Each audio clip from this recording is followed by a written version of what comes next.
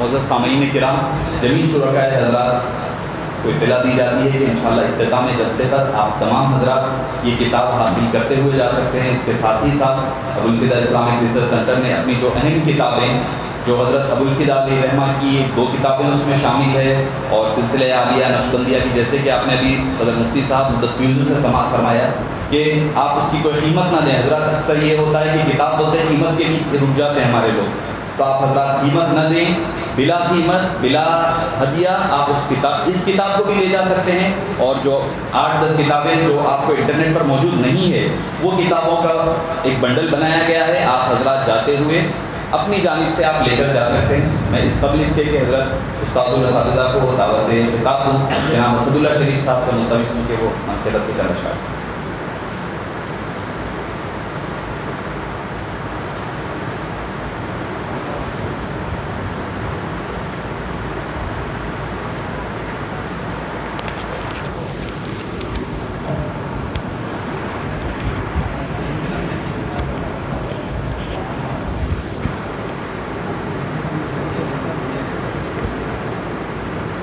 السلام علیکم ورحمۃ اللہ وبرکاتہ۔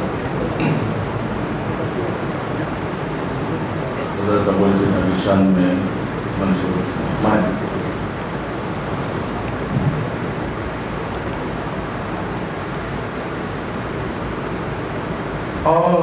آفتاب علم و حکمت حضرت ستار خان، آفتاب علم و حکمت حضرت ستار خان، رہبر دین و طریقت، رہبر دین و طریقت حضرت ستار خان، آفتاب علم و حکمت حضرت ستار خان، بلوفا عبداللہ شاہ کا یوں ملا فیضان تمہیں، بلوفا عبداللہ شاہ کا یوں ملا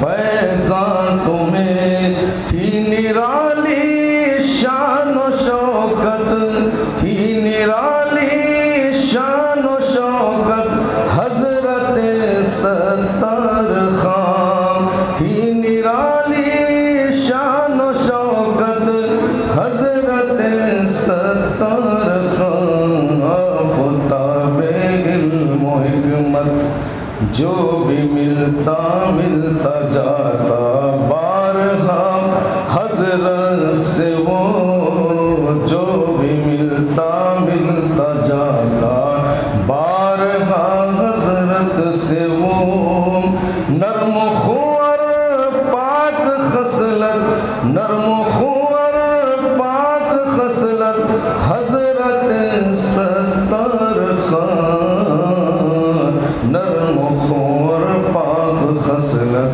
حضرت ستار خان، نازش علم و عمل اور پیکر زہد و ورا، نازش علم و عمل اور پیکر زہد و ورا، تھے وہ پاکیزہ طبیعت، تھے وہ پاکیزہ طبیعت حضرت ستار خان، تھے وہ پاکیزہ طبیعت حضرت ستار خان، ایک تہجد بھی کبھی ناغہ ہوتی آپ سے، ایک تہجد بھی کبھی ناغہ ہوتی آپ سے، استقامت تھی کرامت، استقامت تھی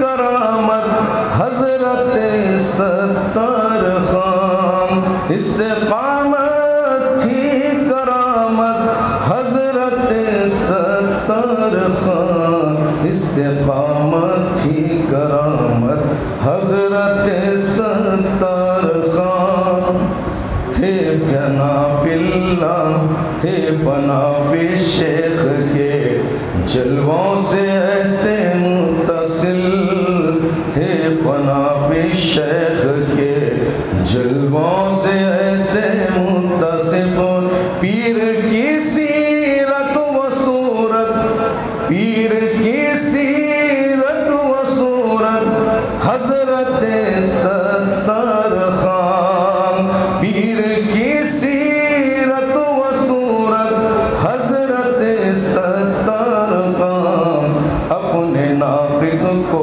کبھی دیتے نہیں تھے وہ جواب اپنے ناقد کو کبھی دیتے نہیں تھے وہ جواب معاف کرنے کی تھی خصلت معاف کرنے کی تھی خصلت حضرت ستار خان معاف کرنے کی تھی خصلت حضرت ستار خان بلفدا کے فیض کو پھیلائے حضرت برجا بلفدا کے فیض کو پھیلائے حضرت برجا آپ سے تھی ایسی قربت آپ سے تھی ایسی قربت حضرت ستار خان آپ سے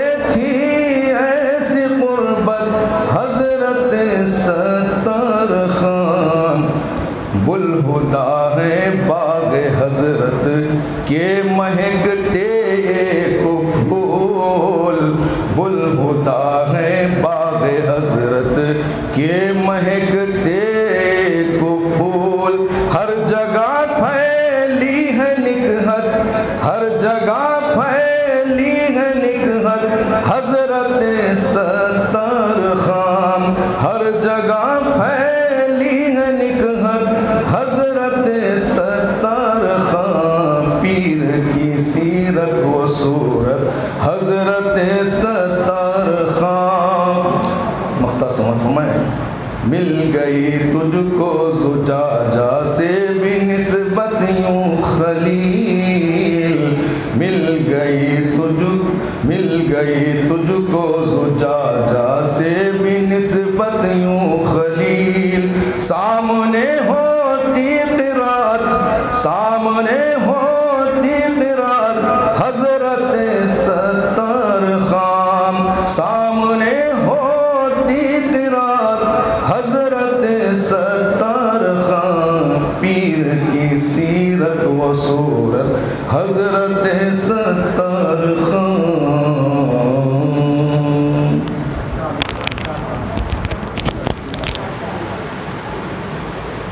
ابھی آپ مکتبۃ حضرت ابوالفدا علیہ الرحمہ سماعت فرما رہے تھے آئیے حضرت ہی کے شاگرد خاص اور ناچیز کے استاذ محترم استاذ الاساتذہ حضرت العلامہ پروفیسر ڈاکٹر محمد عبدالمجید صاحب مدت فیوزہ سابق ڈائریکٹر دائرۃ المعارف العثمانیہ و سابق صدر شعبہ عربی جامعہ عثمانیہ سے ادباً ملتمس ہوں کہ اپنے فیوزات عالیہ سے ہم تمام کو مستفید ہیں۔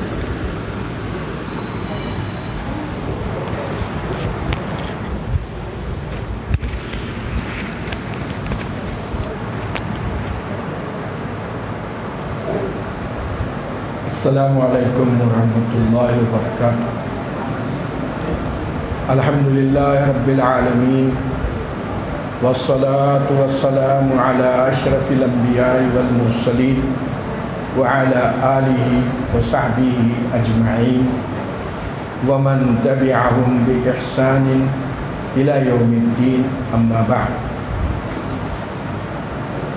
اعوذ باللہ من الشیطان الرجیم یا ایھا الذین آمنوا اتقوا اللہ وکونوا مع الصادقین۔ لائق صد عزت و احترام علماء کرام، سینشین پر تشریف فرما مشائخ حضرات و علماء، بزرگوں اور دوستوں، اللہ سبحانہ و تعالی نے دین اسلام کو قیامت تک باقی رکھنے کا وعدہ فرمایا ہے۔ انا نحن نزلنا الذکر وانا لہ لحافظون، کہ ہم ہی اس کی حفاظت کرتے رہیں گے تو قیامت تک اللہ سبحانہ و تعالیٰ نے اس دین کو، دین حق کو باقی رکھنے کا وعدہ فرمایا ہے، اور اس کے لیے اللہ تعالیٰ نے 2 انتظامات فرمائے ہیں۔ ایک انتظام تو یہ ہوا کہ الیوم اکملت لکم دینکم واتممت علیکم نعمتی ورضیت لکم الاسلام دینا، کہ دین کو اللہ تعالیٰ نے مکمل فرمایا، اور آخری پیغام اللہ کا قرآن، اس کی تکمیل ہوئی۔ اور دوسرا انتظام اللہ سبحانہ و تعالیٰ نے دین حق کو قیامت تک رکھنے کے لیے یہ کیا کہ ہر زمانے میں اس دین کو سمجھنے والے، اس پر عمل کرنے والے، اور رسول پاک علیہ السلام کی حقیقی خلافت ادا کرنے والے ہر زمانے اور علاقے میں اللہ نے پیدا فرمائے۔ اور سب سے پہلے حضرت ابو بکر صدیق رضی اللہ تعالیٰ عنہ تھے۔ انہوں نے اپنے دور میں دین کی حفاظت کے لیے مکمل جدوجہد فرمائی، اور اس کے بعد حضرت عمر بن خطاب رضی اللہ تعالیٰ عنہ، حضرت عثمان غنی رضی اللہ تعالیٰ عنہ، حضرت علی رضی اللہ تعالیٰ عنہ، اور بعد کے ادوار میں تابعین میں، تبع تابعین میں، اور ائمہ، بزرگان دین، صالحین، ہر دور میں، ہر علاقے میں اللہ سبحانہ و تعالیٰ نے پیدا فرمائے، جو اس دین کو سمجھتے رہے، اس پر عمل کرتے رہے، اور زمانے کے حالات کے لحاظ سے اس میں جو حالات کا جو تغیر ہوا اس کو سمجھاتے رہے، اور عملی نمونہ رسول پاک صلی اللہ علیہ وسلم کی زندگی کا دنیا کے سامنے پیش کرتے رہے، کیونکہ انسان بغیر عملی نمونے کے عمل نہیں کر سکتا۔ عملی نمونہ اس کے لیے بہت ضروری ہے۔ اسی واسطے اللہ سبحانہ و تعالیٰ نے ایسے اہل صفا اور اہل علم، اہل طریقت، اہل تزکیہ ہر زمانے میں، ہر علاقے میں پیدا فرمائے، اور انہی میں سے یہ میرے استاد محترم حضرت مولانا عبدالستار خان صاحب رحمۃ اللہ علیہ کی ایک ذات گرامی ہے، کہ دکن میں ان کے اپنے زمانے میں اللہ سبحانہ و تعالیٰ نے ان کی شخصیت کو پیدا کیا، اور انہوں نے دین اسلام کی عملی نمائندگی فرمائی، اور دین اسلام کو اپنے عمل سے، قول سے، ہر حیثیت سے عام کیا، اور بے شمار ان کے مریدین، خلفاء، شاگرد دنیا میں پھیلے، اور اس پیغام کو وہ عام کرتے جا رہے ہیں۔ تو یہ اللہ سبحانہ و تعالیٰ کی نعمت ہے، اس کا احسان ہے کہ اس نے ہم کو ایسی عظیم الشان شخصیت سے وابستگی کی توفیق عطا فرمائی۔ مولانا کا تعلق جامعہ عثمانیہ سے بھی تھا، دائرۃ المعارف سے بھی تھا، علمی خدمتیں بھی انہوں نے بہت کی، اور تا دم زیست نشر و اشاعت کا کام کرتے رہے، تزکیہ کا کام کرتے رہے، اور طبیعت میں بلا کا اخلاص اور ملت اسلامیہ سے وابستگی اور محبت ان کے اندر موجود تھی۔ عثمانیہ یونیورسٹی جیسے ادارے میں ہم نے دیکھا کہ وہ اپنے پورے اسلامی آداب کے ساتھ زندگی گزارتے تھے۔ شملہ، شیروانی، داڑھی، پورے اسلامی آداب کے ساتھ وہ رہتے تھے۔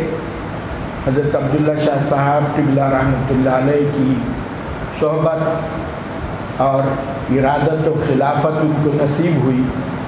مولانا ابوالوفا صاحب جیسی عظیم الشان شخصیت سے علمی استفادہ انہوں نے کیا، صحبتیں حاصل کی، جس کی وجہ سے ان کی طبیعت میں، ان کے مزاج میں، ان کے اعمال میں ایک قسم کا نور اور اخلاص پیدا ہوا، جس کی وجہ سے انہوں نے اللہ سبحانہ و تعالیٰ کے دین کی، رسول پاک کی سیرت کی حقیقی خدمت فرمائی۔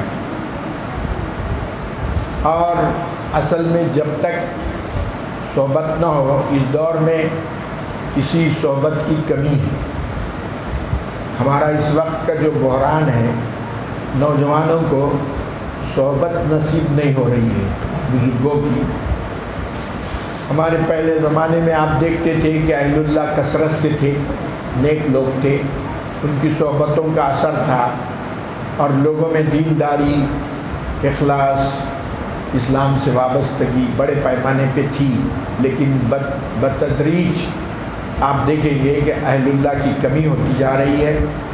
تو ایسے دور میں جب اہل اللہ کی کمی ہے تو اہل اللہ کا ذکر خیر کرنے کا حکم ہے، اور ان کے ذکر خیر ہی سے ایمان کی تازگی ہوتی ہے اور اعمال کی درستگی ہوتی ہے، ایمان میں یقین پیدا ہوتا ہے۔ مولانا کو ہم دیکھتے تھے کہ کبھی کوئی نماز بغیر جماعت کے ان کی نہیں ہوتی تھی۔ یونیورسٹی سے جب وہ 4-5 بجے واپس ہوتے تو پہلے یہ طے کرتے تھے کہ عصر کہاں پڑھیں گے، مسجد کا انتخاب کرتے تھے کہ فلاں مسجد میں عصر ہوگی۔ کوئی نماز ان کی، ایک مرتبہ کا اتفاق ہے کہ میں جالنا جا رہا تھا، اس زمانے میں اجنتا ایکسپریس نامی ایک گاڑی نئی نکلی تھی، تو میں جب جالنا اسٹیشن پہ اترا، جو صبح کے وقت فجر کے وقت وہ پہنچتی تھی، تو اترنے کے بعد میں نے دیکھا کہ وہ اجنتا ایکسپریس 2 منٹ بڑی مشکل سے رکتی تھی، لیکن دیکھا کہ وہ بہت زیادہ رکی ہوئی ہے اور 5-10 منٹ اور زیادہ وقت ہو گیا ہے، کیا بات ہے اس میں؟ دیکھا تو اور سامنے جب دیکھا میں نے تو ایک جماعت نماز ہو رہی ہے جماعت کے ساتھ، اور مولانا ابوالوفا صاحب علیہ الرحمہ امامت فرما رہے ہیں، اور حضرت مولانا عبدالستار خان صاحب ان کے ساتھ 10-15 آدمی کی جماعت ہو رہی ہے اسٹیشن پر، اور گاڑی رکی ہوئی ہے۔ تو حالانکہ 2 منٹ بھی وہ گاڑی نہیں رکی، تو مجھے نہیں معلوم تھا کہ یہ لوگ بھی گاڑی میں سوار ہے۔ ہم بھی جا کے اس میں شامل ہو گئے، اور اس کے بعد نماز کے بعد ملاقاتیں ہوئی۔ تو وہ خلدآباد شریف جا رہے تھے 12 ربیع الاول کو، رسول پاک علیہ الصلوۃ والسلام کا جبہ شریف اس کی زیارت کے لیے ان کا پروگرام تھا۔ تو ایسی کئی مثالیں ہیں۔ مولانا جو ہے کبھی نماز نہیں چھوڑتے تھے، ان کا طریقہ تھا فجر کے ساتھ ہی، وہ تو تہجد کو بھی اٹھتے ہوں گے اور اٹھتے ہی تھے، تو فجر کے ساتھ جو کام کرنا ہے فجر کے ساتھ الصبح ان کے کام ہوتے تھے۔ تو ایک دن وہ فجر کی نماز کے فوری بعد میرے گھر آئے، اور انہوں نے مجھے، وہ امریکہ جانا چاہ رہے تھے، تو درس قرآن جو قرآن و سیرت سوسائٹی میں مولانا دیتے تھے، تو میرے سے کہا کہ اب آپ کو یہاں درس قرآن دینا ہے۔ یہ نعمت مولانا سے مجھے ملی اور اس سے بے حساب میرے کو فائدہ ہوا، اور انہوں نے یہ بڑی نعمت مجھے عطا فرمائی۔ تو اس طرح ان کے سارے کام سنت کے مطابق۔ حضرت مولانا محدث دکن کے جتنے مریدین اور خلفاء ہم نے اس زمانے میں دیکھے، سب متشرع اور احکام شریعت کے پابند، شملہ، داڑھی اور پوری سنت کے مطابق ان کی زندگیاں۔ میرے اساتذہ جو جڑچرلے میں تھے تقریباً حضرت کے مرید تھے، تو ان کی زندگیوں کا یہی حال تھا، اور وہاں بھی بہت سارے گاؤں میں لوگ مرید تھے حضرت کے۔ تو حضرت کے جو مریدین اس وقت دیکھے جاتے تھے پابند شریعت، نماز، روزہ، سنت کے پابند۔ تو یہ سب سے بڑی خوبی ہے ان کی، استقامت جو دین پہ ہوتی ہے، یہ سب سے بڑی چیز ہے۔ پھر ادھر علمی زندگی اتنے مصروف، مسلسل کتابیں لکھنا، تحقیق کرنا، اور جو ریسرچ کا فیلڈ خالی ہے وہ ہم لوگوں کو نشاندہی کرتے کہ میاں دیکھو وہ اس ٹاپک پہ کام کرنا ہے، اس پہ نہیں ہوا ہے۔ یہ مولانا کی زندگی ہم لوگوں کو، ہمارے لیے باعث شرف ہے، سعادت ہے کہ حضرت کی استاذی میں ہم رہے، حضرت سے استفادے کا موقع اللہ سبحانہ و تعالیٰ نے دیا۔ اس کے ہم اللہ کے شکر گزار ہیں کہ ایسی ذات گرامی سے ہم کو وابستگی ملی اور بہت کچھ سیکھنے کا موقع ملا، اور بڑی سادگی، اتنے بڑی شخصیت ہونے کے باوجود ہم لوگوں کو جو ہے، ہم لوگوں کا اکرام کرتے، ہم لوگوں کو بڑا سمجھتے۔ تو یہ ان کے اخلاق عالیہ تھے، سنت کے مطابق اعمال، سنت کے مطابق زندگی، بڑی خوبیوں کی مالک شخصیت تھی۔ اللہ سبحانہ و تعالیٰ سے میں دعا کروں گا کہ حضرت کے درجات عالیہ میں اضافہ فرمائے اور ان کے فیوض سے ہم کو مزید استفادے کی توفیق عطا فرمائے۔ صلی اللہ تعالیٰ علیہ وسلم۔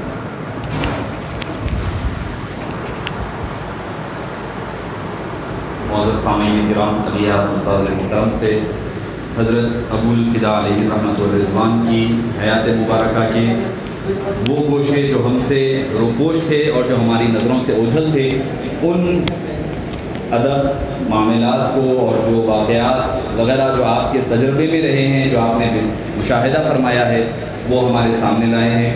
اور مجھے حضرت جب فرما رہے تھے کہ ٹاپک وغیرہ کے لیے، ریسرچ کے لیے آپ نشاندہی فرماتے ہیں، تو مجھے میری اپنی بات یاد آ رہی، استاد محترم بھی تشریف فرما ہے کہ حضرت کے سانحہ ارتحال سے پہلے ایک آپریشن کے لیے تھیٹر میں لے جایا جا رہا ہے حضرت کو۔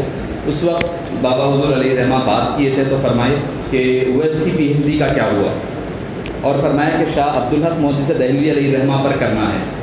اب حضرت فرما دیے تھے، اب وہ ہونا تھا، حضرت فرما چکے تھے، اب حضرت کا وصال ہو گیا۔ اب جب حضرت استاد محترم حضرت مصطفیٰ شریف صاحب مددوی حضور کے نگرانی میں اور آپ کی سرپرستی میں جب کام کا آغاز کیا گیا، تو حضرت تو فرما دیے شاہ عبدالحق صاحب پر کرنا ہے۔ اب حضرت کا کوئی کتاب ہمارے سامنے نہیں ہے، حالانکہ کئی مرتبہ ہوا کہ بھائی کیا، میں نے کہا چاچا کہ ہم چینج کریں گے، آپ نے فرمایا نہیں، حضرت فرما دیے، حضرت کی توجہ ہے، وہ کام مکمل ہوگا۔ آپ یقین کریں، آپ یقین جانیے، ہمارے پاس جب آغاز ہوا حضرت کی سرپرستی اور نگرانی میں، ایک بھی کتاب نہیں تھی۔ الحمدللہ آہستہ آہستہ حضرت کا فیوض اور برکات کا ایسا عالم رہا کہ 13 عربی کتابیں، جس میں 8 مخطوطات بھی شامل ہے، پورے کے پورے 13 ملے، ابھی 2-3 نہیں ملے ہیں، وہ پاکستان وغیرہ میں ہے، افغانستان میں نہیں ملے ہیں۔ 13 کتب جو ابتدا میں ایک بھی نہیں تھی، یہ حضرت ابو الفدا علیہ رحمۃ الرضوان کی نظر مبارک ہے اور آپ کا فیضان ہے جو آج بھی جاری ہے، اور اللہ سے امید ہے کہ یہ صبح قیامت تک کسی نہ کسی شکل میں جاری رہے گا۔ اور اس مسجد میں ہم جہاں بیٹھے ہوئے ہیں، یہ بھی حضرت ابو الفدا علیہ رحمہ ہی کا فیضان ہے، اور آپ ہی کے دست مبارک سے اس کی آغاز، بنیادیں وغیرہ پڑی ہے حضرت ابو الفدا علیہ رحمہ کی۔ تو معزز سامعین کرام، حضرت کا فیوض اور برکات خاموشی کے ساتھ اس قدر خاموشی کے ساتھ کہ آپ کسی کو زبان سے کچھ نہیں کہتے مگر عملی طور پر ایسے اپنا نمونہ پیش کرتے کہ سامنے والا عمل کرنے پر مجبور ہو جاتا. یہ آپ کی سیرت مبارکہ حضرت ابو الفدا علیہ الرحمۃ والرضوان کی رہی ہے. اس قدر لوگ حضرت کو کوئی مدرسے محلے والے سمجھے کہ وہ ایک عربی کے پروفیسر ہے, کسی نے کچھ سمجھا, مگر اللہ تعالیٰ نے جو آپ کو مقام اور مرتبہ سے سرفراز فرمایا تھا, اگر آپ کو اس کو سمجھنا ہے تو دادا پیر علیہ الرحمہ محدث لکن علیہ الرحمہ کی زجاجہ کا پہلا جو مقدمہ آپ نے پہلی جلد میں لکھا ہے اس میں آپ پڑھیں کہ فرماتے ہیں کہ آپ نے فا کے فائدے کے تحت جو اضافہ فرمایا ہے وہ اس زجاجہ کے حسن کو دوبالا فرما دیا فرمایا. اس میں اضافہ فرمایا. کون؟ پیر و مرشد لکھ رہے ہیں اپنے مرید اور اپنے خلیفہ کے بارے میں. تو معزز سامعین کرام یہ مقام اور مرتبہ حضرت ابو الفدا علیہ رحمۃ والرضوان کا ہے. جیسا کہ مولانا مرتضی علی صوفی صاحب مدت فیوزو نے فرمایا کہ اگر آپ کے فیضان کو دیکھنا ہے تو حضرت ابو رجا علیہ الرحمہ, حضرت ابو الفدا مدت فیوزو, حضرت مفتی ضیاء الدین نقشبندی صاحب مدت فیوزو, حضرت مفتی صغیر احمد صاحب مدت فیوزو, ان لوگوں کو دیکھیں تو آپ کو پتہ چلے گا کہ اتنے بڑے مقامات پر فائز حضرات حضرت سے منسلک ہیں. ان کا یہ مقام ہے تو پھر ان کے پیر و مرشد کا اور استاد محترم کا کیا مقام ہوگا. تو معزز سامعین کرام اب انہی اختتامی مراحل میں اب حضرت نگران جلسہ کا خطاب ہوگا, اس کے بعد جماعت عشاء ہوگی اور تناول محاضر ہوگا. تمام حضرات سے ادب التماس کی جاتی ہے کہ آپ تمام حضرات خاصے سے استفادہ فرما کر کے جائیں. میں پورے ادب اور احترام کے ساتھ خلیفہ حضرت ابو الفدا مفسر قرآن حضرت العلامہ پروفیسر ڈاکٹر محمد مصطفیٰ شریف صاحب مدد اللہ العالی سے ادباً سابق ڈائریکٹر صدر شعبہ عربی جامعہ عثمانیہ و دائرۃ المعارف العثمانیہ سے ملتمس ہوں کہ آپ اپنے خطاب سے صدارتی خطاب سے ہم تمام کو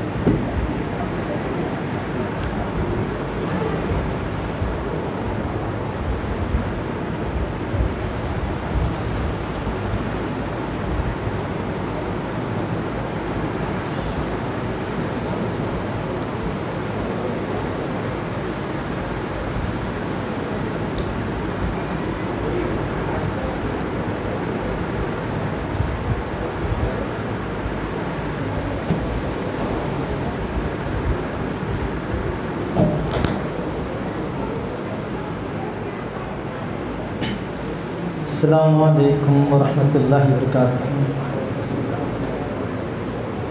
الحمد للہ رب العالمین والصلاة والسلام علی اشرف الانبیاء والمرسلین وعلی آلہ الطیبین الطاہرین وصحبہ الاکرمین اجمعین ومن تبعهم بإحسان إلى يوم الدين. أما بعد فأعوذ بالله من الشيطان الرجيم. بسم الله الرحمن الرحيم. والذين جاهدوا فينا لنهدينهم سبلنا وإن الله لمع المحسنين. صدق الله العلي العظيم وصدق رسوله النبي الأمي الكريم ونحن على ذلك لمن الشاهدين والشاكرين والحمد لله رب العالمين. قال الله تعالى في شأن حبيبه تعظيما وتكريما إن الله وملائكته يصلون على النبي يا أيها الذين آمنوا صلوا عليه وسلموا تسليما. اللهم صل على سيدنا محمد وعلى آله وصحبه افضل صلواتک و عدد معلوماتک بارک وسلم۔ سجادہ نشین حضرت جد اعلیٰ پیر بخاری شاہ رحمۃ اللہ علیہ، پروفیسر صلاح الدین صاحب مدت فی ظہور، ڈاکٹر سید خلیل اللہ بشیر زیدہ مجدہ، سیرت کوئز کے کنوینر و صدر مدرسے انجمن احیاء دین مولانا مختار خان صاحب، ہمارے محلے کی گزری شخصیت حضرت ابوالفتح حسین صاحب،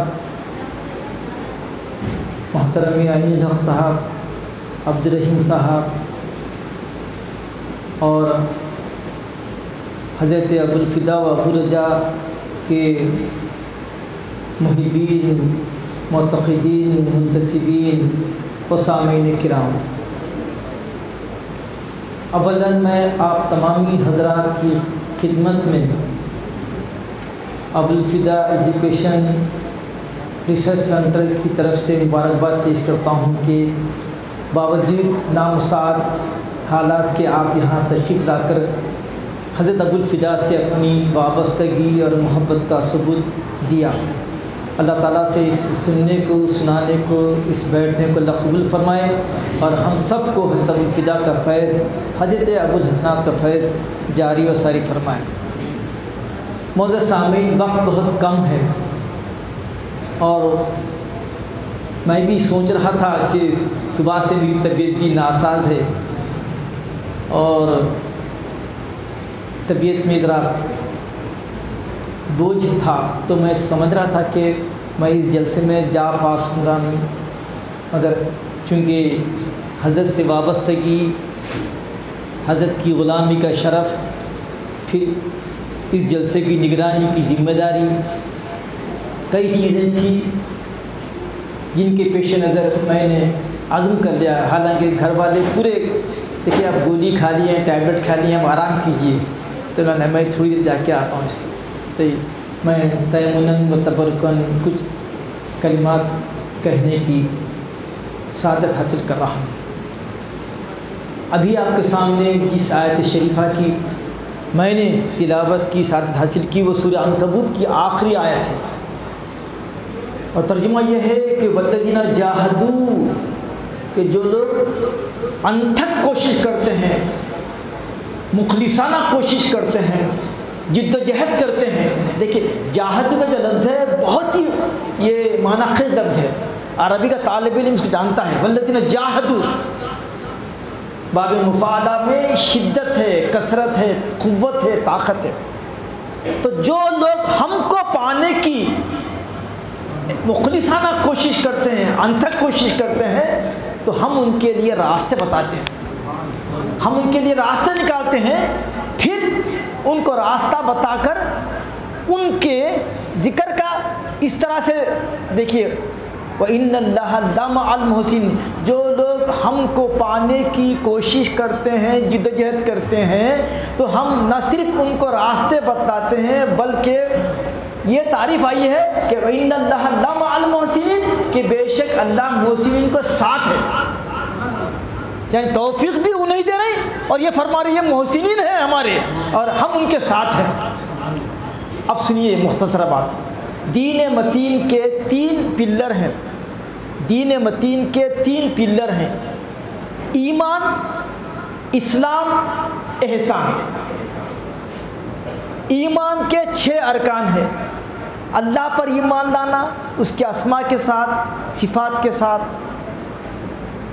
اس کے بعد ملائکہ پر ایمان لانا، یہ ایمان لانا کہ وہ نوری مخلوق ہے، یہ یقین رکھنا کہ وہ اللہ کی بیٹیاں نہیں ہیں، یہ یقین رکھنا کہ وہ اللہ کی اجازت کے بغیر کسی کی سفارش نہیں کر سکتے۔ میں کیوں کہہ رہا ہوں، یہی عقیدہ تھا مشرکین مکہ کا، یہ کہتے تھے کہ یہ بوتے، یہ فرشتے ہیں، فرشتے یہ اللہ کی بیٹیاں ہیں، ہم ان کے ذریعے ہم اللہ کی شفاعت پائیں گے، یہ ہماری شفاعت کریں گے۔ اسی لیے میں وضاحت کر رہا ہوں کہ ہمارا جو عقیدہ ہے یہ ہے کہ فرشتے نوری مخلوق ہے، وہ اللہ کی نافرمانی نہیں کرتے، اور وہ کبھی اللہ کی اجازت کے باہر کسی کی سفارش نہیں کر سکتے، یہ عقیدہ۔ پھر تیسرا عقیدہ کیا؟ رسولوں پہ عقیدہ، تمام انبیاء و رسول معصوم، گناہوں سے معصوم، ان سے کوئی گناہ نہیں ہوتا، اور اس زمین میں، اس کائنات میں سب سے برگزیدہ بندے ہوتے ہیں انبیاء و رسول۔ ایک کا انکار پوری رسالت کا انکار۔ آج ہے بہت ماننے والے، مگر آپ صلی اللہ علیہ وسلم کی رسالت کا انکار کرنے کی وجہ سے قرآن ان کو برا من اہل کتابی سورہ بینہ میں ہے کہ ان کو کافر کہہ رہا ہے، حالانکہ اہل کتاب ہے وہ۔ لم یکن الذین کفروا من اہل الکتاب حتی، تو یہ کیا ہے؟ اہل کتاب حالانکہ موسیٰ علیہ السلام کے ماننے والے، حالانکہ حضرت عیسیٰ علیہ السلام ماننے والے ہیں، مگر چونکہ آپ کی رسالت کا انکار کرنے والے ہیں تو ان کو بھی کہا گیا اہل کتاب تو ہیں مگر یہ کافر ہیں۔ دیکھیں آپ، تو ایک کا انکار ساروں کا انکار ہے۔ تو ہم تمام آدم السلام سے لے کے آپ صلی اللہ علیہ وسلم تک پوروں کو رسول مانتے اس عقیدے کے ساتھ، رسول تو مرتبہ رسالت میں ایک ہے، مگر فضلنا بعضهم بعضا، مگر بعض کو بعض سے فضیلت ہے۔ اللہ تعالیٰ نے بعض سے کلام فرمایا، بعض کو آسمان میں اٹھایا، اور بعض کو اپنی دیدار سے مشرف فرمایا۔ تو تلک الرسل فضلنا بعضهم بعضا، بعض بھی ہے۔ تو آپ صلی اللہ علیہ وسلم کے بارے میں ہمارا یقین رہنا کہ بعد از خدا بزرگ تو یہ قصہ مختصر کہ کائنات میں اللہ کے بعد اگر کسی کی ذات ہے اعلیٰ برفا تو آپ صلی اللہ علیہ وسلم کی یہ عقیدہ رکھنا ضروری ہے ایمان کا۔ رسولوں کے بارے میں یہ عقیدہ رکھنا، کتابوں کے بارے میں توراۃ، زبور، انجیل، صحف ابراہیم، صحف موسیٰ، یہ سب منزل من اللہ ہے، سب پہ ایمان لانا ہے، مگر عمل صرف قرآن پہ، عمل صرف قرآن پہ۔ ایک مرتبہ حضرت عمر جن کے بارے میں ہے کہ میرے بعد اگر کوئی نبی ہوتے تو وہ عمر ہوتے، اور ینطلق القرآن علی لسان عمر، قرآن عمر کے مشوروں پر اترتا ہے۔ یہ مقام دربار رسالت میں تشریف فرما ہے، حضرت عمر تورات پڑھ رہے ہیں، اور حضرت ابو صدیق آپ صلی اللہ علیہ وسلم کے چہرے انور کو دیکھ رہے ہیں کہ سرخ چہرہ ہو گیا، کچھ فرما رہے نہیں، پہلے عمر تو حضرت عمر سمجھ گئے کہ نعرہ بند کر دیے۔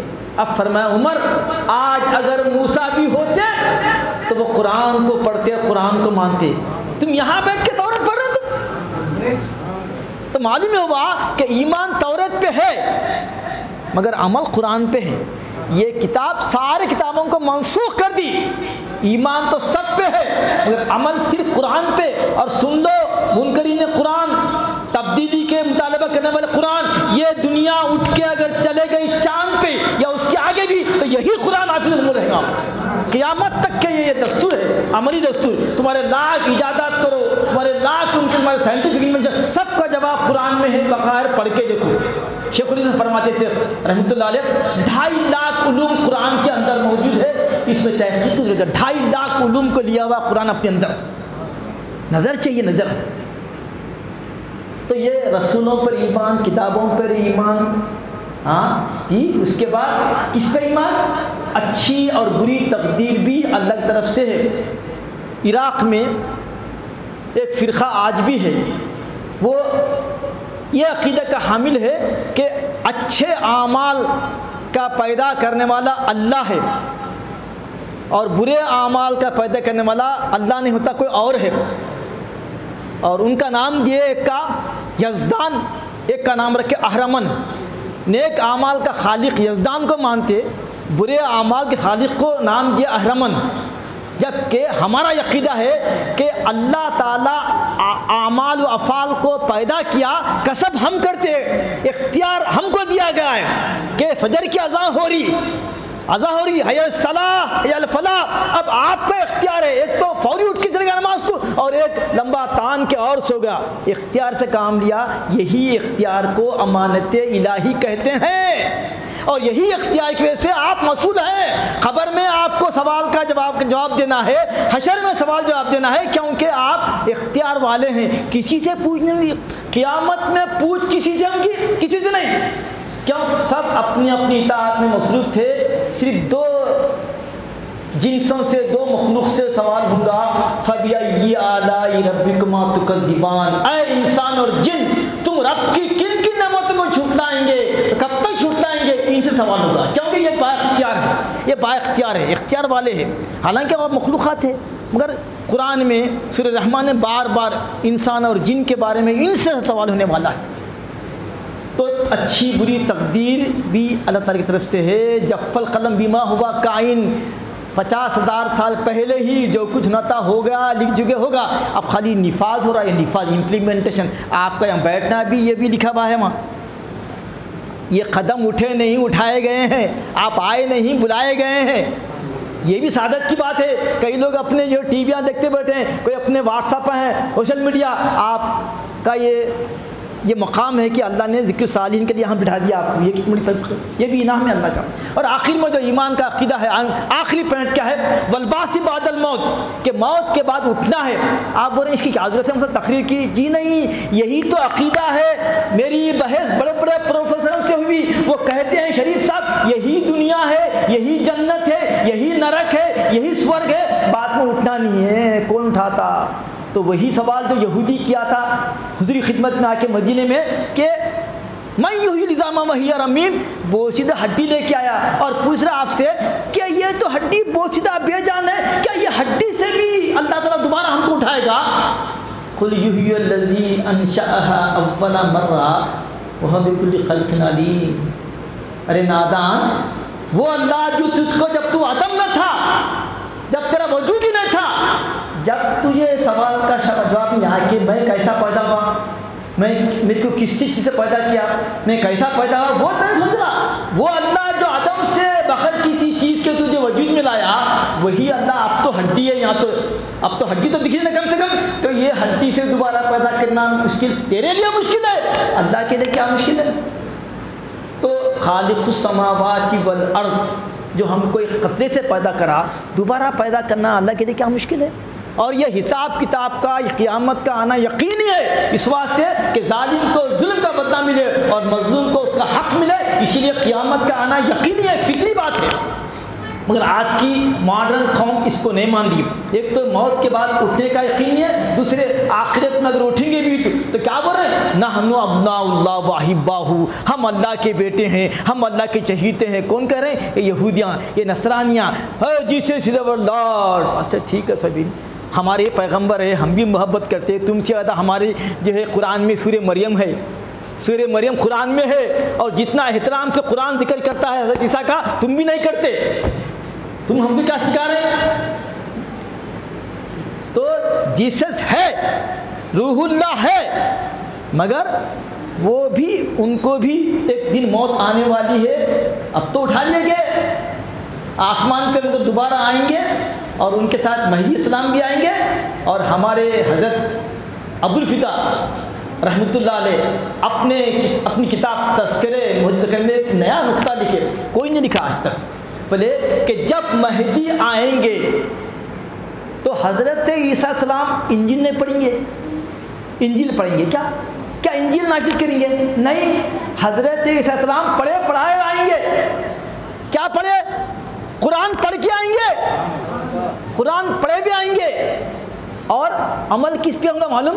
لکھے حضرت تذکرے میں کہ حضرت مہدی اور حضرت موسیٰ، حضرت موسیٰ السلام جب آئیں گے تو حضرت مہدی فقہ حنفی پہ عمل کریں گے، یہ زجاجۃ المصابی اس وقت ان کے سامنے رہیں گی، اور اسی زجاجت پہ عمل ہوگا انشاءاللہ۔ یہ ہے مقام ابو الحسنات کا، یہ ہے مقام ابو الفدا کا، کہ وہ زجاجہ کے 2 درس مکمل کیے اور رات دن زجاجہ کی تعلیف میں، اس کی تزئین میں، اس کی ترتیب میں زندگی پوری صرف کر دیے۔ وہی زجاجۃ المصابی آج افغانستان سے چھپی درسیات میں ہے، اور وہی دیکھا کہ میرے ایک دوست بتایا کہ ترکی سے اتنی خوبصورت انداز میں چھپی ہے زجاجہ، دیکھنے کے لائق ہے۔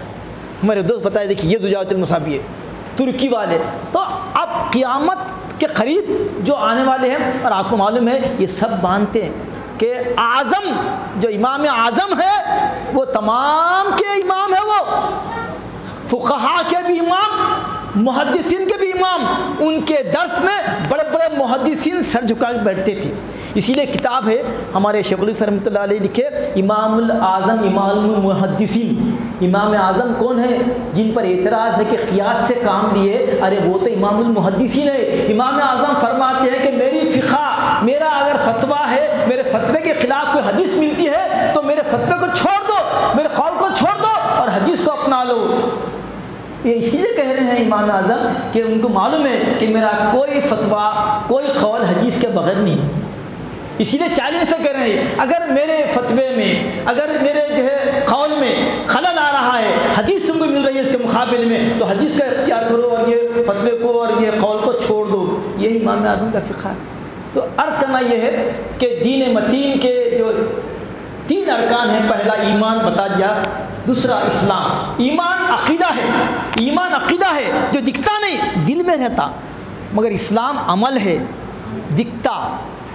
نماز پڑھنا ہے، اس چمڑی پہ فرض ہے، روزہ رکھنا ہے، زکوٰۃ دینا ہے، حج کرنا ہے کنڈیشنل، یہ اسلام ہے۔ اب میں جو بات عرض کرنے جا رہا ہوں، جو اس موضوع کا اصل مقصد ہے کہ تیسرا جو رکن ہے دین کا، وہ لب لباب ہے، بلکہ ایمان کی اور اسلام کی جان ہے، وہ ہے احسان۔ احسان، محنت ہو رہی ہے ایمان پہ، محنت ہو رہی اسلام پہ، مگر اس احسان کے ساتھ جو عبادت نہیں ہوتی وہ سوائے اٹھک بیٹھک کے اور کچھ اس کا اثر نہیں ہوتا۔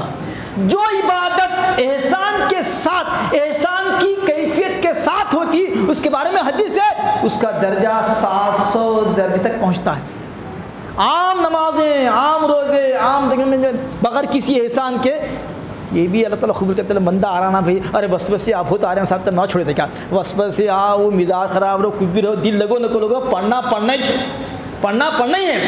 اب احسان کی کیفیت کے ساتھ 700 درجے والی، بلکہ 700 تو بتانے کا عدد ہے، اس سے آگے بھی ہو سکتا اس کا درجہ، مگر یہ جو احسان والی نماز، روزہ، زکوٰۃ، کب احسان کے ساتھ عبادت کریں گے تو اس میں لذت پیدا ہوگی، حلاوت پیدا ہوگی، اور اس کا مرتبہ مقام کچھ اور ہی ہوگا۔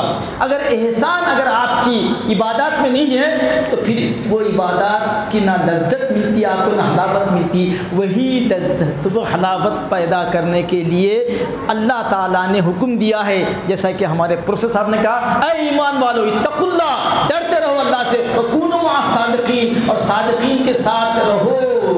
تم کو یہاں پر احسان کی تربیت ملے گی، احسان کی تربیت ملے گی، احسان والی نماز، احسان والا روزہ، احسان والی زکوٰۃ کا سبق تم کو یہاں ملے گا۔ حضرت ابو الفضل رحمۃ اللہ علیہ کی ہم نماز دیکھتے تھے، اور حدیث شریف میں ہے کہ صلو کما رأیتمونی اصلی، نماز ایسی پڑھو جیسا کہ تم مجھے نماز پڑھتے دیکھے۔ تو سرکار کو نماز پڑھتے صحابہ دیکھے، صحابہ کو پڑھتے ہوئے تابعین دیکھے، تابعین کو پڑھتے ہوئے تبع تابعین دیکھے، وہ ان کے پاس ہوتے ہوتے ہمارے حضرت کو دیکھے، پھر ان کے پیر مرشد کو وہ دیکھے، اور ہم اپنے پیر کو دیکھے۔ تو حضرت ایسی نماز پڑھتے تھے کہ دیکھنے والے کو بھی سکون و اطمینان ملتا تھا۔ پڑھنے والوں کو چھوڑو الگ ہے، دیکھنے والا بھی وہ نماز کو لے، کیا نماز ہے، تو ایسی نماز ہے، بالکل وقار کے ساتھ، اطمینان کے ساتھ پڑھتے تھے حضرت۔ ہماری نماز تمام چیزوں میں، شیونگ کرنے میں بڑے آرام سے، شیونگ 2-3 مرتبہ 3 مرتبہ چلتا اس طرح، کھانا بہت گرم گرم ہونا، ہر چیز میں کوالٹی ہونا، نماز کی باری آئی فوری چلے ختم۔ جس میں آپ کو کانسنٹریشن کرنا ہے وہی کانسنٹریشن نہیں ہے، باقی تمام چیزوں میں احسان کی کیفیت ہے، بہت احسان کے ساتھ، اخلاص کے ساتھ۔ احسان کے معنی کیا معلوم؟ To do something with excellence, کوئی بھی چیز کو ایکسلنٹ انداز میں کرنے کا نام احسان ہے، یہ عام معنی ہے۔ مگر تصوف میں احسان کیا ہے؟ ہاں، حضرت جبرائیل آ کے پوچھے سرکار ایمان کیا ہے، اسلام کیا ہے، تو بتا دیا میں ایمان یہ، اسلام کیا ہے۔ اب پوچھے جبرائیل، پوچھے سرکار اخبرنی عن الاحسان، احسان کیا ہے؟ یہی تو بتانے آئے تھے، اب تک کے احسان کا ڈیفینیشن نہیں آیا تھا۔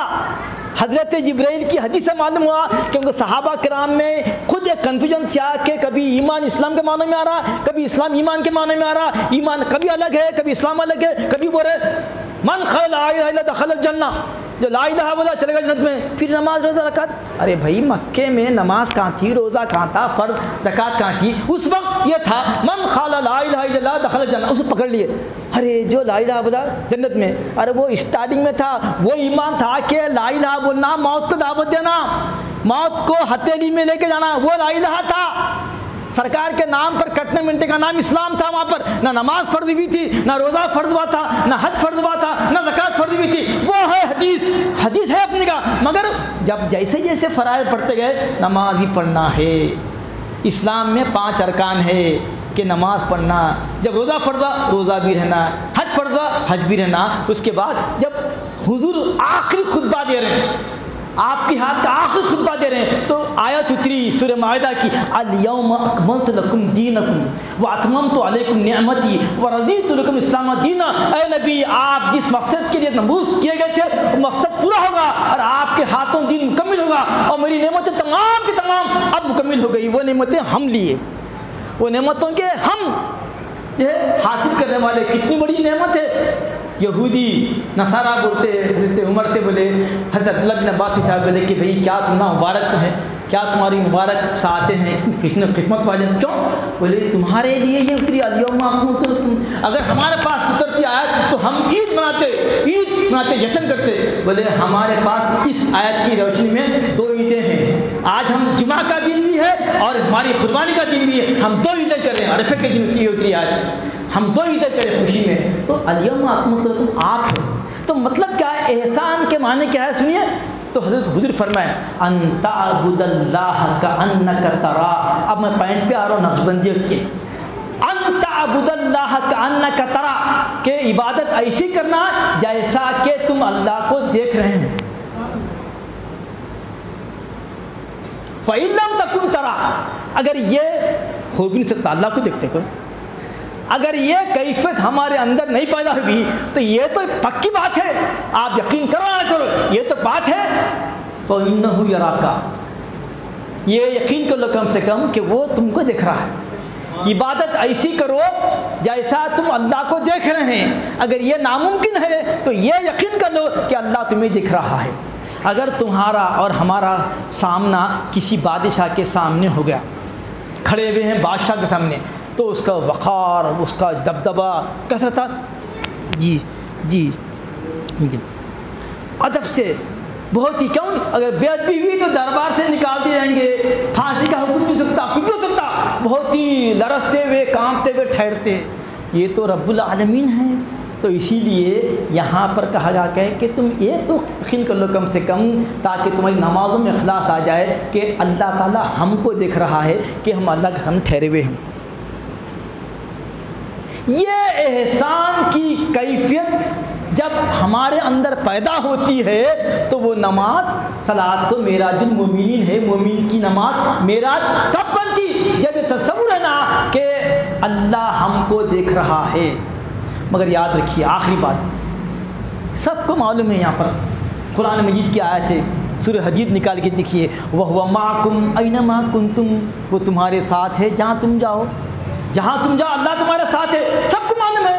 اچھا یہ بھی تو ہے سورہ بقرہ میں، أَيْنَمَا تُوَلُّوا فَثَمَّ وَجْهُ اللَّهِ، جدھر چہرہ پھر اللہ ہی اللہ ہے. یہ بھی معلوم ہے. پھر یہ بھی معلوم ہے نحن اقرب الیہ من حبل الورید، ہم بندے کے رگ جان سے زیادہ قریب ہے. یہ بھی معلوم ہے. مگر سب کو اگر یکساں معلوم ہے اور ان تینوں آیاتوں پہ سب کا اگر یہ یقین ہے تو پھر پورے اولیاء ہی ہو گئے، خطوب اقطاب ہو گئے. اگر یہ یقین بڑھ گیا کہ اللہ ہمیں دیکھ رہا ہے، اللہ ہمارے ساتھ ہے، یہ چہرہ اللہ ہی اللہ ہے، حق دیکھ رہے ہیں، حق بول رہے ہیں، حق سن رہے ہیں، جہاں چاہے اللہ کو دیکھ رہے ہیں، ولی ہو گیا. یہ کیفیت کیا آپ کے اندر میرے اندر ہے کیا؟ اگر ایسا ہے تو آپ پورے اولیاء میں سے ہے.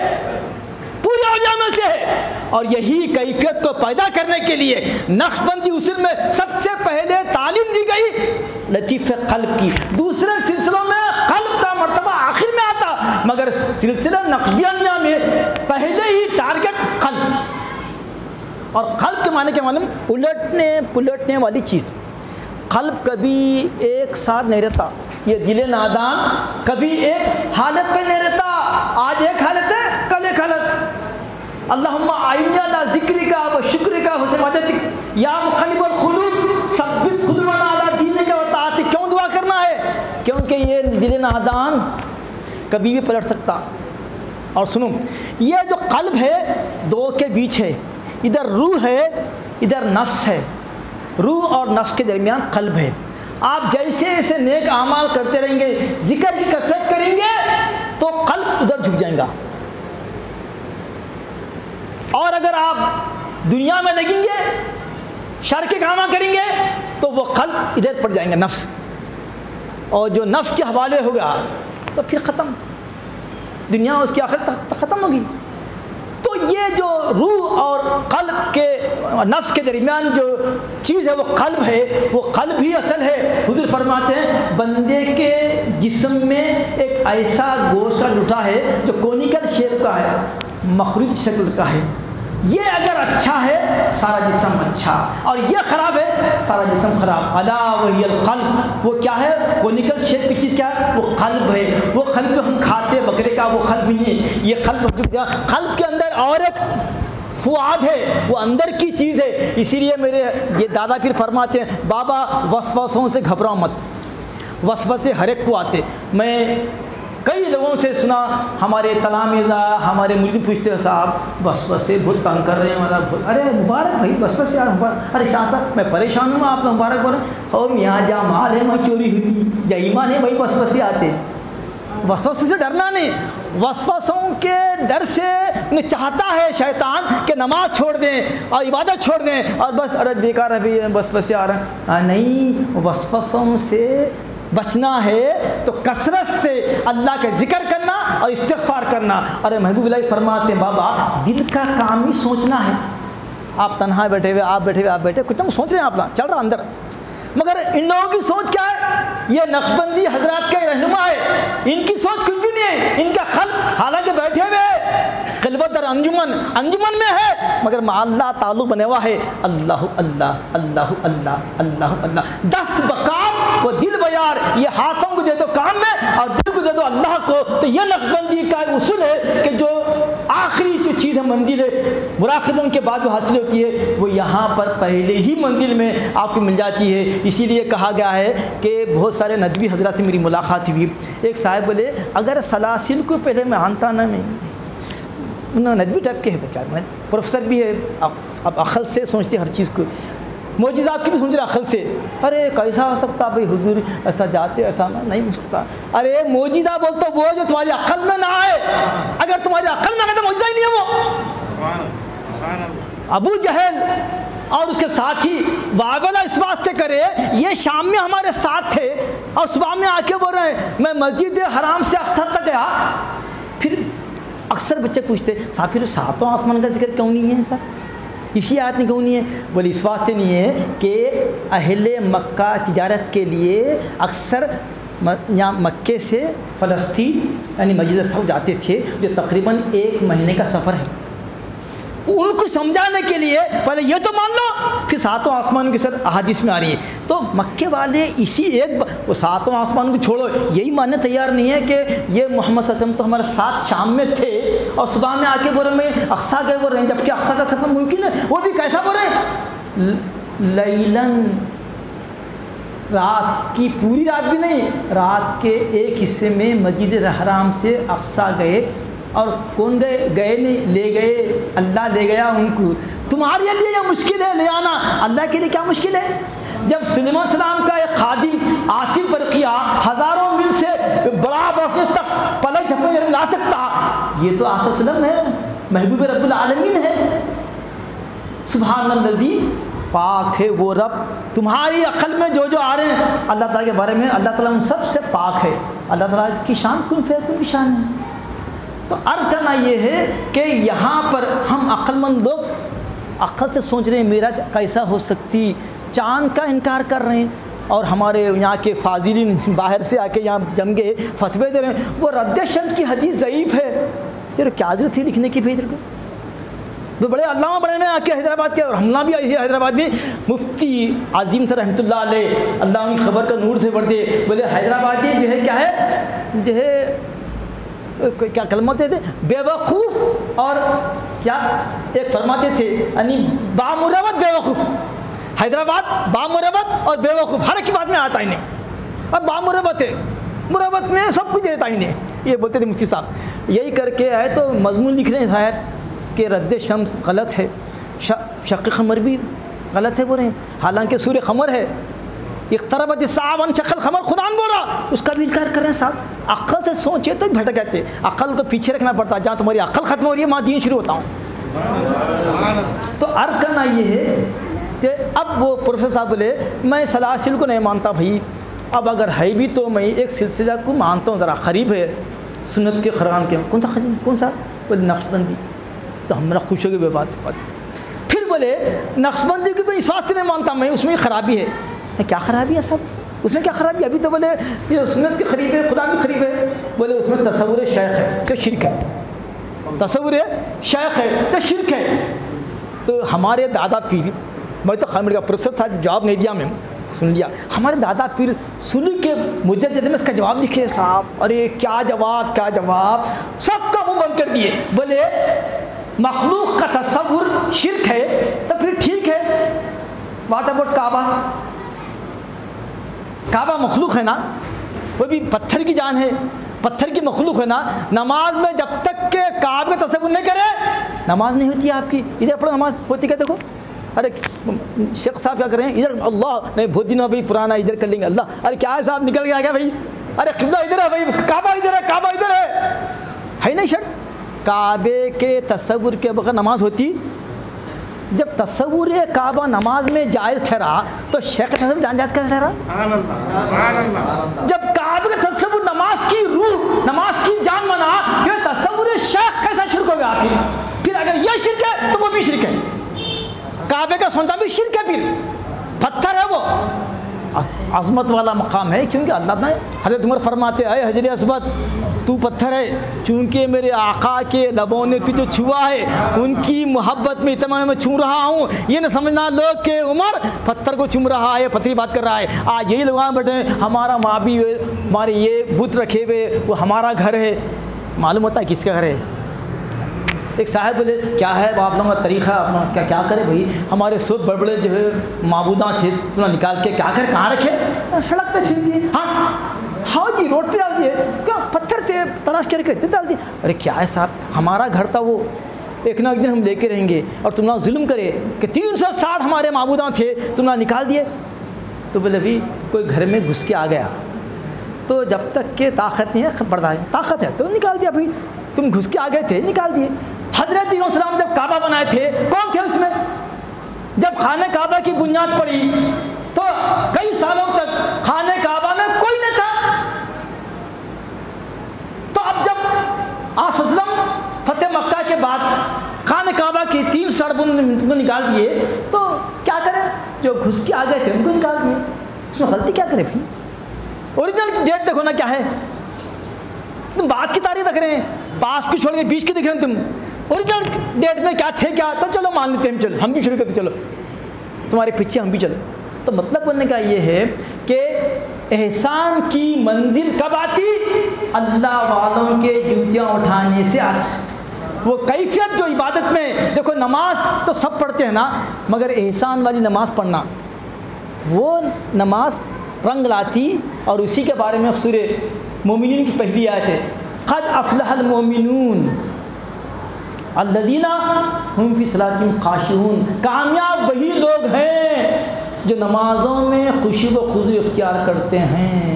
نماز تو سب پڑھتے مگر ہر ایک کی کوالٹی الگ الگ ہے، جس کے اندر یہ کیفیت ہے کہ اللہ ہم کو دیکھ رہا ہے، اسی لیے باادب ہے، نہ پر ہل رہا نہ پر ہاتھ ہل رہا، ٹھہرے ہوئے ہیں، قوموا للہ قانتین پہ عمل کرنا ٹھہر رہے ہیں، اور سمجھ رہے ہیں کہ یہ آخری نماز ہے، نماز ایسی پڑھو کہ یہ نماز آخری ہے، سیدھی تعریف سمجھو کہ جنت ہے، ادھر جہنم ہے، ادھر صراط ہے، یہ سمجھو کہ اب ہم جانے والے ہیں، میری نماز آخری نماز ہے، تو کس طرح سے پڑھیں گے؟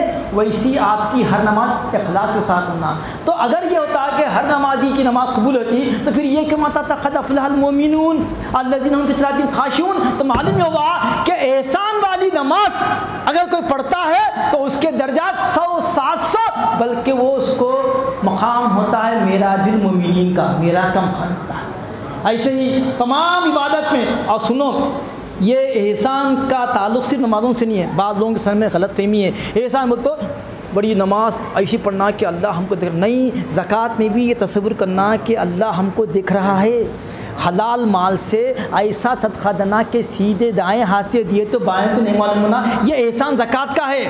روزے یہ بھی احسان کی کیفیت ہے، اور الحمدللہ احسان کی ایک جھلک ہم کو دکھنے میں آتی رمضان میں۔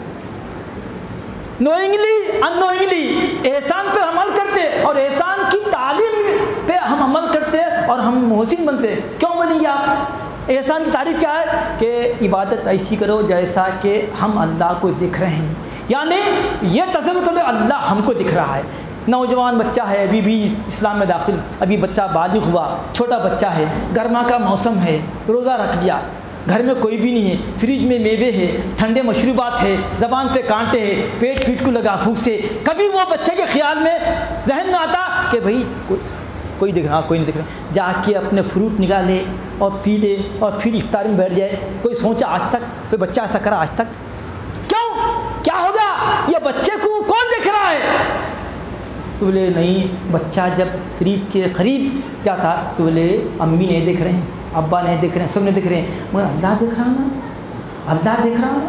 وہ اللہ دیکھنے کا یقین جو بیٹھ گیا، اس کی وجہ سے رکے ہوا ہے، پیاس برداشت کر رہا، بھوک برداشت کر رہا، اور پھر افطار میں سب کے ساتھ افطار کیا۔ یہ احسان کی منزل ہے۔ اسی لیے حضرت بندہ نواز کہتے ہیں اس امت کے لیے احسان کے دروازے اس طرح کھلے کہ حدیث شریف میں ہے، سن لیجیے، غور سے سن لیجیے، کہ من اخلص للہ، سن لیجیے غور سے، من اخلص للہ 40 صباحا ظہرت ینابع القلب علی لسانہ، جو 40 دن تک کے رکعت یعنی مطلب تحریم تکبیر تحریم نماز پڑھا، اخلاص سے نماز پڑھا، تکبیر تحمید اور ذکر میں 40 دن گزار دیا اخلاص کے ساتھ، تو اللہ تعالیٰ اس کے قلب سے حکمتوں کو ظاہر کرتے زبان پہ، اس کی قلب حکمتوں سے بھریا تھا اور قلب کے چشمے زبان پہ نکل کے آتے، اور اس کی ہر بات میں نور رہتا، ہر بات صداقت رہتی، حقانیت رہتی۔ کس کی؟ 40 دن۔ اسی لیے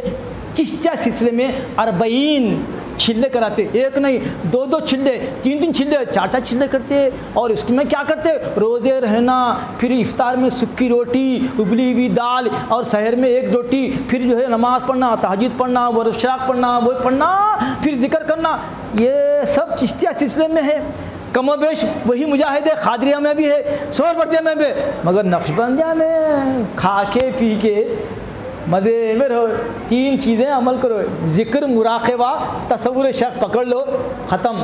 اور پھر وہ جو تعلیمات ہے نقشبندیہ، جو چیزیں ہیں کہ خلوت در انجمن، سفر در کیا بولے، سفر در دکن، یہ سب تمام چیزیں تعلیمات میں ہیں، وہ تو آپ ماشاءاللہ عمل کرتے ہیں۔ تو نقشبند سلسلے میں آپ کو نوافل سے زیادہ جو توجہ چلی جاتی ہے مراقبے پہ، مراقبہ۔ اور بندہ نواز کہتے ہیں جس کو مراقبے کی معیت کی دولت نصیب ہو گئی، اس کی دنیا اور آخرت کامیاب ہوگی۔ کیا مطلب؟ یہ تصور ہونا کہ اللہ ہمارے ساتھ ہے، اللہ ہمارے ساتھ ہے، یہ یقین بڑھ گیا تو اس کی دنیا اور آخرت سنور گئی۔ آخر میں ایک چھوٹا واقعہ سنا کے میں رخصت لوں گا کہ حضرت جنید بغدادی رحمۃ اللہ علیہ جو سید الطائفہ ہیں، وہ واقعہ لکھے، ایک چھوٹا واقعہ جنید بغدادی کا لکھنا آتھنٹک، فرماتے ہیں کہ ایک خانقاہ میں دیکھیے سب تو مجاہدے کر رہے ہیں، مگر فضل اللہ کا شیخ کی توجہ جس پہ ہی تو منزل بہت جلدی طے کر لیتا۔ اسی لیے شیخ کی تربیت میں رہو، شیخ کی خدمت میں رہو، اس کی نظر فیض سے تمہاری منزلیں آسان ہو جائیں گی۔ حضرت جنید بغدادی لکھتے ہیں کہ ایک پیر کی خانقاہ میں کئی مرید آتے اور کئی مرید ذکر کی اور مراقبے کی تعلیم لیتے کرتے چلتا۔ ایک نوجوان بھی آیا، حضرت کے ہاتھ بیعت کیا، اس کے بعد جو ہے پھر جو ہے وہ اپنے ذکر و اشغال میں مصروف ہوا تو بہت ترقی کر گیا، درجات اس کے بلند ہو گئے۔ حضرت بھی بہت جاننے لگے، نہیں دکھاتا کہاں میں ملے، وہ کہاں نہیں آ ملے، کہاں کچھ، ارے اب پرانے مریداں بولے یہ تو کل کا بچہ، حضرت اس کے بچہ آتے اور ہمنا بھی تو مہینوں سالوں سے بڑے ہوئے۔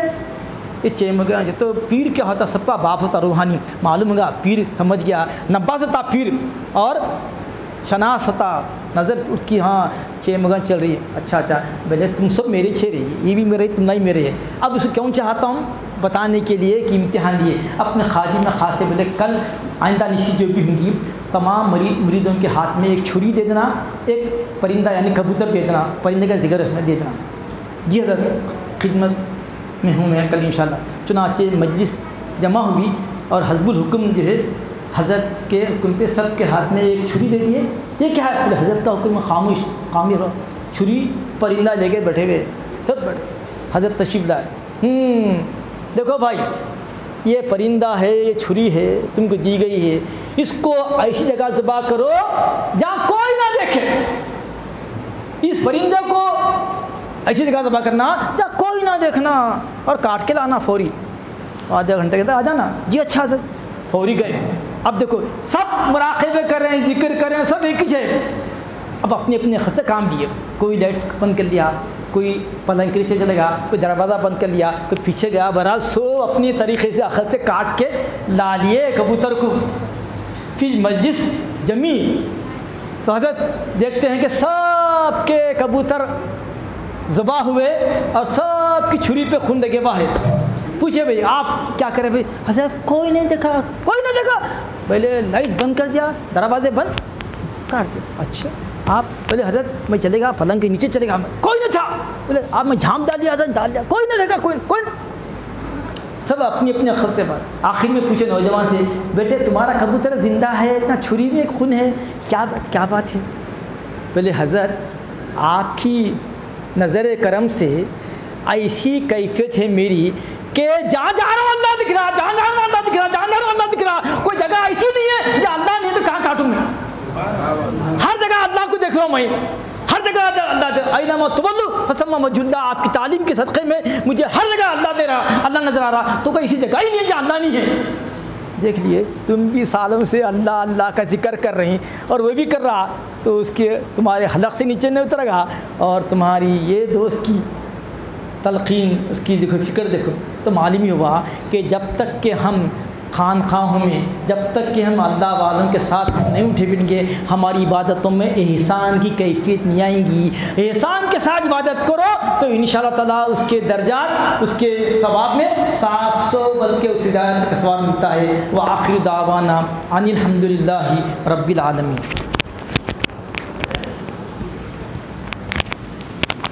معزز سامعین کرام, نگران جلسہ کے بعد 2 اعلانات سماعت فرمائیں. انشاءاللہ اس کے بعد اظہار تشکر ہوگا اور جماعت عشاء ہوگی. اسی کے ساتھ بالائی حصے پر طعام محضر کا اہتمام کیا گیا ہے. آپ تمام حضرات سے تبرک سے استفادے کی درخواست کی جاتی ہے. کل کا پروگرام یہ ہے کہ کل حضرت کا عرس شریف و سندل مالی ہے, تو حضرت کے دولت قدے برکات ویلا قریب مسجد حضرت تقیہ ظہور شاہ علیہ رحمت و رضوان سے دل چبوترے میں 12 بجے دن قصید برد شریف ہوگا, اور بعد نماز ظہر میسرم کے لیے سندل روانہ ہوگا. 3 بجے دن سندل مالی ذکر و مراقبہ اور ختم خواجگان وغیرہ ہوگا. اس کے بعد پھر وہاں سے واپسی ہوگی, اور بعد نماز مغرب حضرت کے دولت قدے پر طعام تبرک کا اہتمام رہے گا. اور آج کی جو کتاب کی رسم اجرائی ہوئی ہے, دوسرا اعلان یہ ہے کہ آج کی جو کتاب کی رسم اجرائی ہوئی ہے یہ آپ بہت ہی معلومات آمیز کتاب ہے, جس میں بہت ہی بیسک چیزیں جو بچوں کی ضروریات سے متعلق ہے وہ اردو میں اور انگلش میں بائی لنگول ہے, دونوں زبانوں میں ہے. آپ حضرات جاتے جاتے اس کا ایک نسخہ ضرور لیتے ہوئے جائیں, اور دوسرے جو سینٹر کی کتابیں ہیں وہ بھی آپ اس کا بھی ایک نسخہ حاصل کرتے ہوئے جا سکتے ہیں. میں کنوینر آل انڈیا سیرت کوئز اور صدر مدرس مدرسہ حفاظ انجمن احیاء دین مولانا محمد مختار خان صاحب سے ملتمس ہوں کہ وہ اظہار تشکر کے ذریعے سے اس مجلس کے اختتام کریں.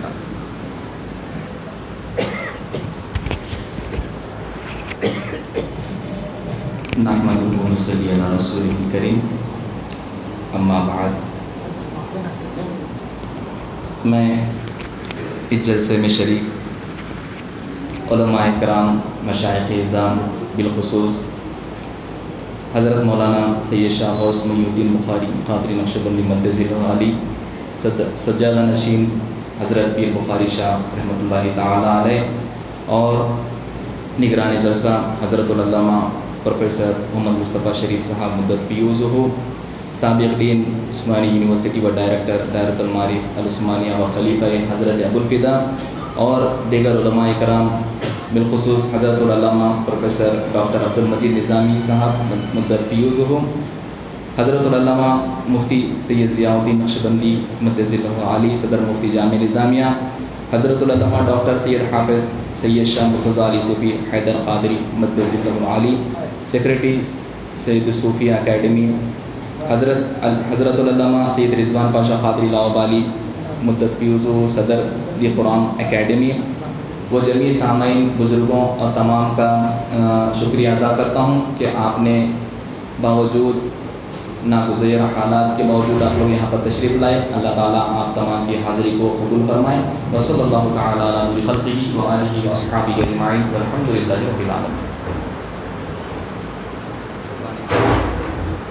انشاءاللہ اذان عشاء ہوگی اور فوری متصلاً جماعت عشاء ہوگی، اس کے بعد تناول معاذ ہے۔